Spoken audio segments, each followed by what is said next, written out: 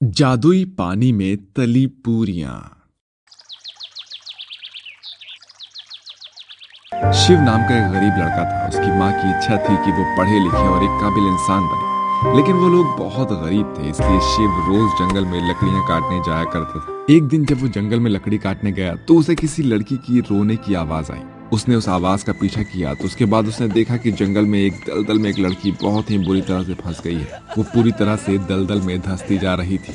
वहीं उस लड़की के पंख भी थे। ये देखकर शिव आश्चर्यचकित रह गया और वो उस लड़की से बोला, तुम कौन हो और इस घने जंगल में क्या करने आई हो? मेरा नाम चंचल परी है और मैं परीलोक से यहाँ पर खेलने के लिए आया करती हूँ। मैं झील के किनारे नाच रही थी कि तभी मेरे पीछे एक हाथी दौड़ा। मैं भागती हुई आई और इस दलदल में फंस गई। देखो, मेरे पंख भी कितने ज्यादा घायल हो गए हैं। अब मैं यहाँ से कैसे जा पाऊंगी? मुझे इस दलदल से बाहर निकालिए। ऐसा कहकर वो रोने लगी। शिव को कुछ समझ नहीं आ रहा था। वो अपनी नजर चारों ओर घुमाता है, उसकी मदद करता है, चंचल को दलदल से जैसे तैसे बाहर निकालता है। वो उसे पास के तालाब में लेकर जाता है और वहां पानी से उसके पंखों को धोता है। तुम तो काफी घायल हो चुकी हो, तुम इस हालत में अपने परीलोक नहीं जा सकती हो। हाँ, तुम सही कह रहे हो। अब तुम ही बताओ मैं क्या करूं? अगर मैं यहाँ पर रही तो कोई जंगली जानवर मुझे खा जाएगा। हाँ हाँ, यहाँ रहना तो बिल्कुल भी खतरे से खाली नहीं होगा। इसके अलावा हम क्या कर सकते हैं? क्यों ना मैं तुम्हारे साथ तुम्हारे घर चलूं? ये कैसा रहेगा? नहीं नहीं, एक कुंवारी लड़की को मैं अपने घर में कैसे ले जा सकता हूँ? लोग तो तुम्हारे बारे में तरह तरह की बातें बनाएंगे और माँ भी इसके लिए शायद नहीं मानेगी। फिर हम क्या करें? देखो, अगर तुम बुरा ना मानो तो मैं एक सुझाव दे सकता हूँ। हाँ हाँ, बोलो। अगर तुम मेरी पत्नी बनकर चलोगी तो इससे शायद किसी को भी एतराज नहीं होगा। मतलब मैं ये कहना चाहता हूँ कि तुम मेरी नकली पत्नी बन जाओ। हाँ, ये अच्छा उपाय है, लेकिन सब मेरे इस पंखों को देखकर सवाल करेंगे। एक काम करती हूँ, मैं एक साधारण सी स्त्री का भेष बना लेती हूँ। इसके बाद चंचल परी एक साधारण स्त्री का रूप ले लेती है और शिव के साथ चलने लगती है। शिव चंचल को अपने घर लेकर आता है और अपनी माँ से कहता है, माँ, ये चंचल है, आपकी बहू। मतलब डर के मारे मैं आपसे बता नहीं पाया, लेकिन मैं चंचल से प्यार करता हूँ और आज हालात कुछ ऐसे हो गए कि मुझे मुझे उससे शादी करनी पड़ी।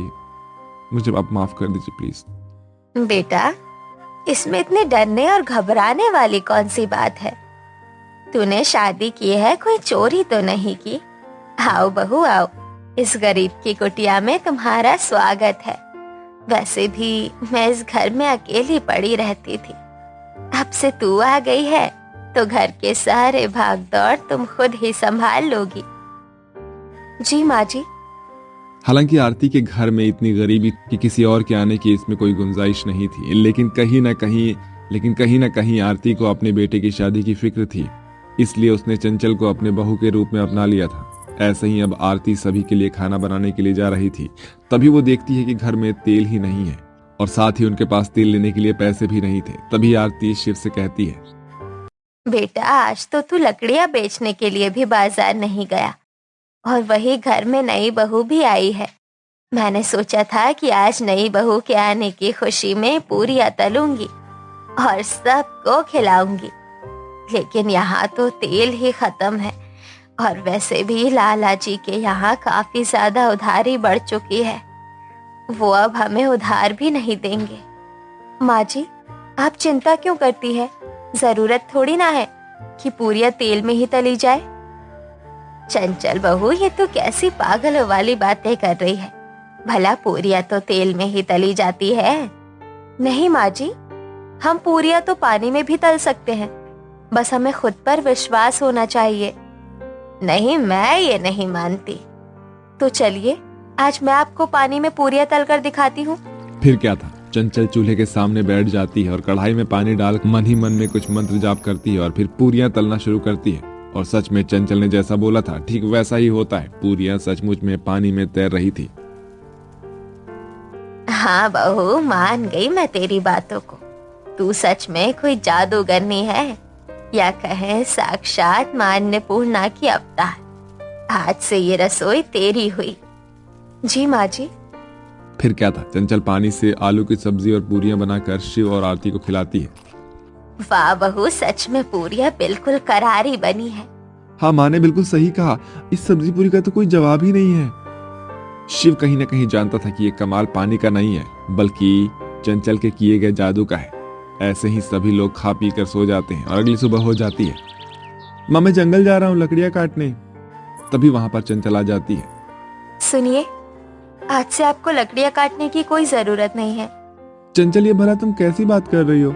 अगर मैं लकड़ियां काट कर नहीं बेचूंगा तो मतलब हम लोग खाएंगे क्या? हाँ बहू, क्या बोल रही है तू? माँ जी, शिव जी, मैंने ये थोड़ी ना बोला कि आप काम नहीं करोगे। मैं तो बस ये कह रही हूँ कि आज से आप लकड़ियां काटने का नहीं, बल्कि सब्जी पूरी बेचने का काम कीजिए, क्योंकि इसमें आपकी ज्यादा कमाई हो सकती है। बस आप एक काम कीजिए, गांव में जाकर ये प्रचार कर दीजिए कि आपने सब्जी पूरी बेचने का काम शुरू किया है। फिर देखिए आपका काम कैसे जोरों शोरों से चलता है। हाँ बेटा, शायद चंचल बहू सही कह रही है।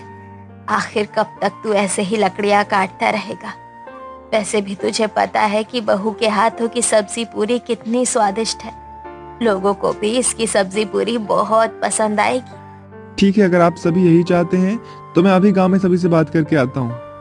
फिर क्या था, शिव पूरे गांव में जाकर अपनी पूरी सब्जी का प्रचार कर देता है, जिसके बाद लोग उसके घर के पास आकर गर्मा गर्म पूरी सब्जियां खाने लगते हैं। अरे शिव भाई, क्या बात है यार, तुम्हारी पूरी सब्जियां तो बड़े बड़े रेस्टोरेंट के खाने का भी फेल कर रही है। अरे सच में बड़ा ही स्वादिष्ट है यार।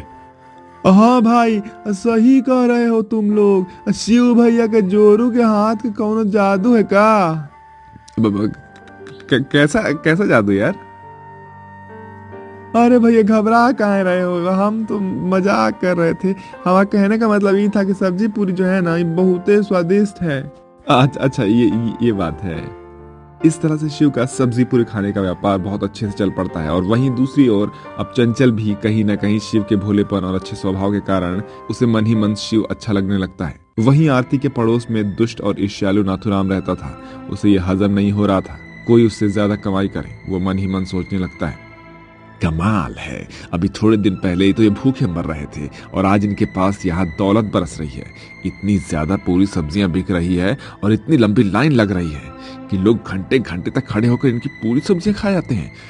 आखिर ऐसी कौन सी खास बात है, कमबख्त इतना स्वादिष्ट कैसे बन रहा है ये सब हैं? मैं भी एक काम करता हूँ, खाकर देखता हूँ। वो शिव के घर के पास गया और एक खिड़की से जाकर देखने लगा और उसने देखा कि चंचल ने ज्यादा कुछ नहीं किया, बल्कि वो तो बस पूरियों को तेल में तल रही थी।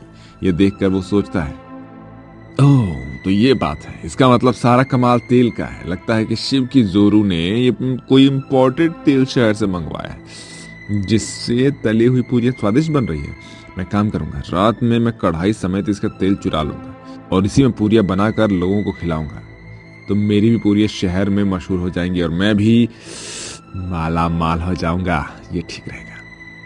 ये सोचकर वो घर चला जाता है और आधी रात को शिव के घर पहुंच जाता है और सभी लोग गहरी नींद में सो रहे होते हैं। वो कढ़ाई को चुरा ले जाता है। उसे पता भी नहीं चला कि चंचल खटर पटर से जाग गई थी और उसने कढ़ाई समेत पानी को चोरी करते हुए देख लिया था। वो मन ही मन मुस्कुराकर बोलती है, बच्चे चुरा कर ले जा, तुझे क्या पता ये एक जादुई पानी है, ये दुष्ट लोगों के यहाँ काम नहीं करता। ये कहकर वो उठकर चूल्हे के पास जाती है और अपने जादू से वहां रातों रात एक कढ़ाई और उसमें पानी को प्रकट कर देती है। दूसरे दिन सवेरे नाथुराम ने पूरे गांव में ये कह डाला, शिव के पूरी सब्जियों से भी अब ज्यादा मेरे दुकान पर आपको स्वादिष्ट पूरी सब्जियां मिलेगी। आप लोग मेरे यहाँ से खरीद कर खाना। ये सुनकर लोग नाथुराम के यहाँ चले जाते हैं। नाथुराम कढ़ाई में पूरियां तलने के लिए कोशिश करता है। वो जैसे तैसे तल भी लेता है। ये देखकर वो बहुत खुश हो जाता है, लेकिन उसकी पूरी सब्जी लोगों ने अच्छे से चखा भी नहीं और फिर थूकना शुरू कर दिया। अरे इतनी गंदी सब्जी पूरी तो आज तक नहीं खाया हूँ। ससुरा पूरा मुंह खराब हो गया और साथ में मूड भी खराब हो गया। अरे ससुरा पूरा पैसा बर्बाद। हाँ भाई, इसने तो हमें ठग लिया है। देख भाई नाथुराम, हमारा पैसा जल्दी से वापस कर दे, नहीं तो तेरी पिटाई कर देंगे हम लोग। नाथुराम को समझ में नहीं आ रहा था कि उसके साथ क्या हो गया। मैंने तो शिव के यहाँ से कढ़ाई को चुरा कर आज पूरी सब्जी बनाया था, तो फिर मेरी पूरी सब्जी कैसे खराब हो गई? ऐसा कहकर नाथुराम अपना सिर पीट पीट कर रोने लगा। लालच के कारण उसने एक आलू की बोरी भी खरीद ली थी। सारे लोग भागकर शिव की दुकान में चले जाते हैं और वहां पर लाइन लगाकर खड़े हो जाते हैं। वहां चंचल गर्मा गर्म पूरियां तल रही थी और शिव सभी को दे रहा था। इनका ये व्यापार काफी अच्छा चल रहा था। वहीं अब चंचल परी के पंख ठीक हो गए थे। शिव, मेरे पंख अब ठीक हो गए हैं। तो क्या तुम यहाँ से जाना चाहती हो? नहीं, मैं जाना तो नहीं चाहती, लेकिन अगर मैं यहाँ धरती लोक पर हमेशा के लिए रहना चाहूँ तो मुझे अपना ये सुंदर पंख का त्याग करना होगा। तो फिर तुम चली जाओ। नहीं, मैं तुम्हें छोड़कर नहीं जाऊंगी। तुम्हारे प्यार के आगे ये मेरे सुनहरे पंख भी कुछ नहीं है। सच में? हाँ। ऐसा कहकर चंचल परी अपने उस सुनहरे पंखों का त्याग कर देती है और जीवन भर शिव के साथ रहने का वादा करती है। वहीं ये बात आरती भी सुन लेती है और चंचल के इस बलिदान को स्वीकार करती है और अब सभी एक साथ हंसी खुशी रहते हैं।